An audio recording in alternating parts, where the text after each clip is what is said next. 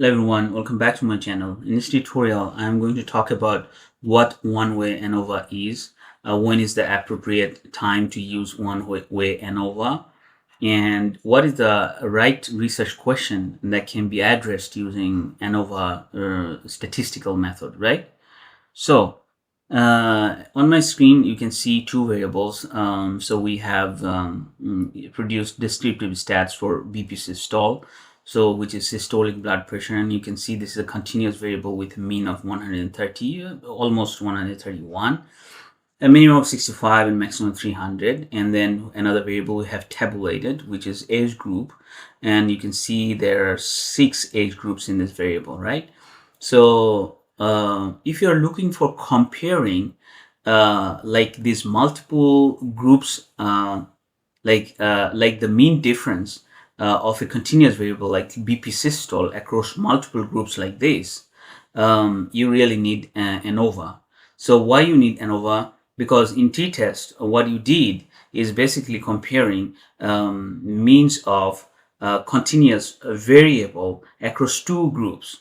But if there are more than two groups, then that's exactly when you use ANOVA, one-way ANOVA, right? So, so that's the one-way ANOVA is. So to recap, one-way ANOVA actually compares means of a continuous variable across grouping variable that has multiple categories or more than two categories.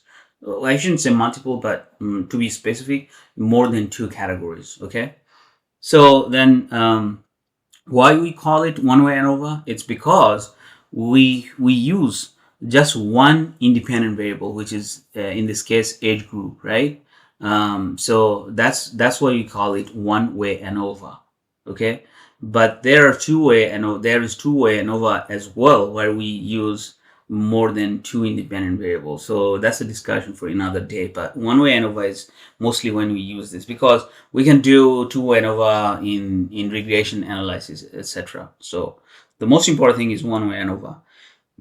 And the research question that you can address using this kind of statistical technique is like, do the mean systolic blood pressure differ across age groups, right? So that is the appropriate research question to be asked, and that can be addressed using this one-way ANOVA method. So that's all for now. Thanks for watching.